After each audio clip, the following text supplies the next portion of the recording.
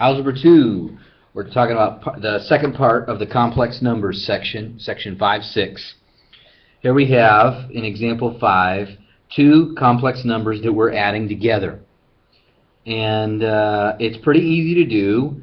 What you really want to do is, I know that distributing a positive one to both of these isn't going to make any difference. It'll make a difference to you when you get down to this example because you're going to distribute a negative one. But you're going to do that one on your own. Let me show you how to do this one. So I take the 5 and all I'm going to do is I'm going to take the negative 2 and write it underneath. Now this idea comes from elementary school, and all you're doing is you're putting things in like columns. So the 6i is going to come underneath here, and then I can add straight down the columns. So 3 plus 13i. And that is my complex number. When I add these two quantities together, this is what I come up with. So the example that I want you to do on your own is this one right here. Okay, so I want you to go through the process of subtracting these. Okay, put the two values underneath here. Okay, and make sure you follow the process of subtraction. If you need to look in the book, look in the book. But I suggest that you distribute the negative 1 and then add the numbers together. So once you distribute a negative 1, you can just simply change it to addition. Well, what happens when you multiply two complex numbers together? You treat it exactly like a variable. I is treated just like you would in x. We know that 5 times negative 4 is negative 20. I times I is I squared. You add the exponents, right? When you multiply like bases, you add the exponents. These are both I to the first, and so when you add the exponents, you get 2. Now, the difference comes in the fact that I squared has a real number that we can substitute in for it. In other words, this is the same thing as saying negative 20 times negative 1. Remember that fact from the other day, that I squared is equal to negative 1. Well, here's where it comes into play, and you will be substituting it in. So the real answer to my question is the real positive number 20. You could take these two complex numbers, multiply them together, and you end up with a real number value. Now, I'll do another one of these before I let you practice. These are being multiplied together. Yes, this reminds me of FOIL. Okay, this is distributing. I like to multiply mine in a box, but you don't have to if you don't want to.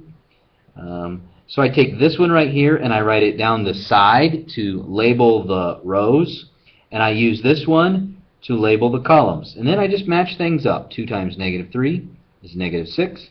2 times 5i, 10i. Negative 3 times 3i is negative 9i. And 5i times 3i is 15i squared. Well, let's see. What are like terms here? Oh, remember something, folks. This is really 15 times negative 1, or negative 15. Well, that's a like term to negative 6. So I can add those two things together. Negative 15 plus negative 6 makes negative 21. And then I have these two, which are like terms, negative 9i plus 10i, which makes positive 1i.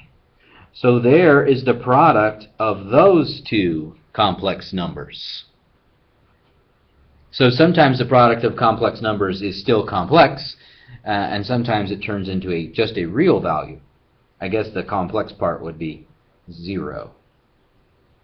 So here's one I want you to try on your own, using the same type of idea, either with the box, or you don't have to use the box if you don't want to. But remember, I squared must be replaced with negative 1.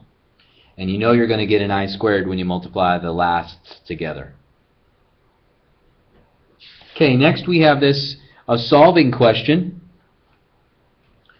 You're going to need to solve this. Now, it's pretty easy to solve. We'll start out by moving that 100 to the other side. 4x squared equals negative 100. Divide out the 4. And the very last thing we need to do is take a square root. But what we end up with is x equals plus or minus 5i. So two solutions, but both of them are imaginary.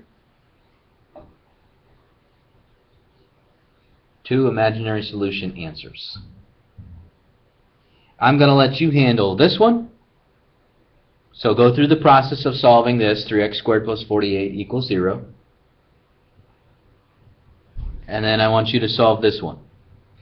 These problems that I've left you in this assignment or in this set of notes, they are your responsibility. You need to give me your best answer. Saving them for class and not doing them is not an option. Not if you want full credit. So if you want full credit, you better be showing me your best attempt. I've done an example, and then I'm letting you try one after me. So use the video and look back over those notes if you need to. See you in class.